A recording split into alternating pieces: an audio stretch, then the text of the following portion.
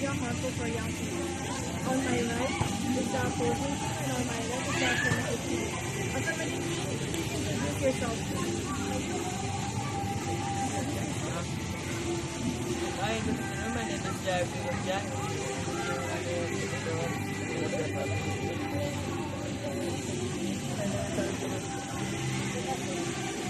Opposing team, please introduce yourself. Good afternoon. My name is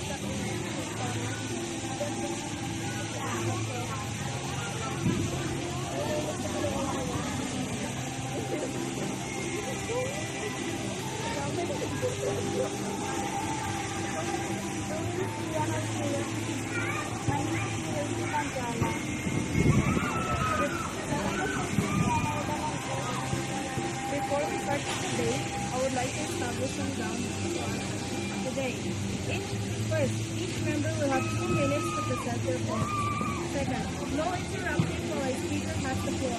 Third, no personal attacks. All individuals must remain focused on the topic, especially in self-examination. Now, with that settled, let us begin with an opening statement from Dr. Anderson. The stand up. You may begin when you're ready.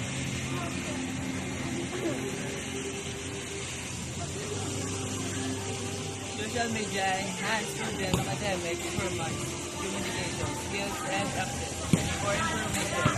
It transforms learning from home-based classroom experience into dynamic global exchange of ideas rather than being a distraction. Social media will guide properly act as an education section of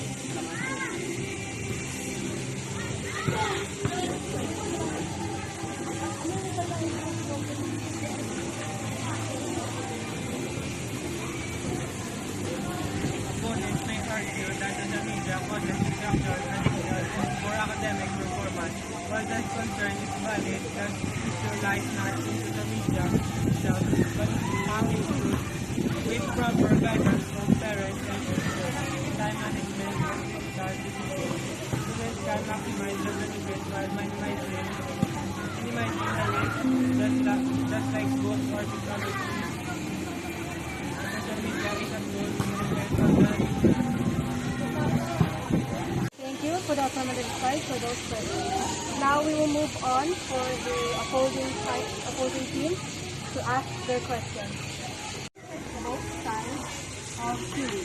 Now we must move on to the cross-examination. For a ground rule, all rebuttals must remain focused on the topic. You may have the first question.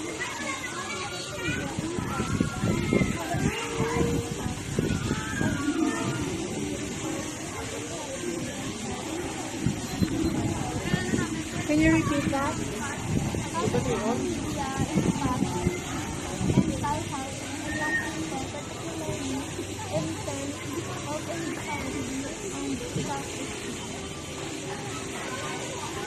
Ano ni ba yung wala?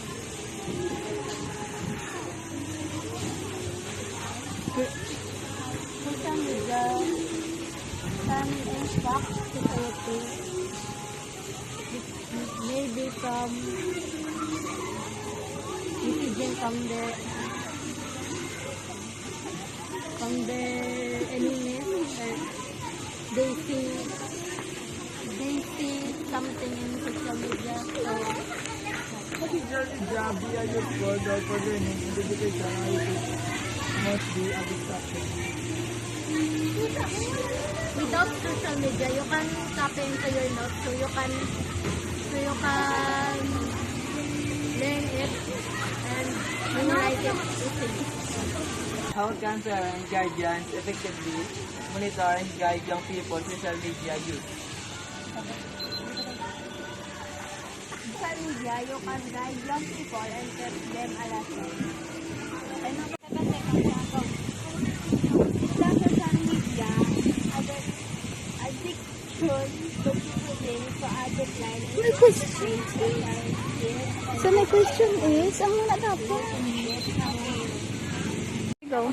My answer is social media is not the enemy of education when used wisely to support learning, strength, and communication and prepare students for a digital future.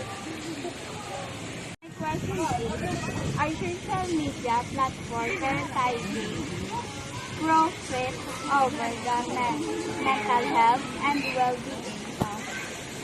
Evidence that social media can provide young people with access to education, resources, and learning opportunities. One example, a study by the Pure Searching Center found that 59% of teenagers 13 to 17 have used social media to learn about things they have been studying in school.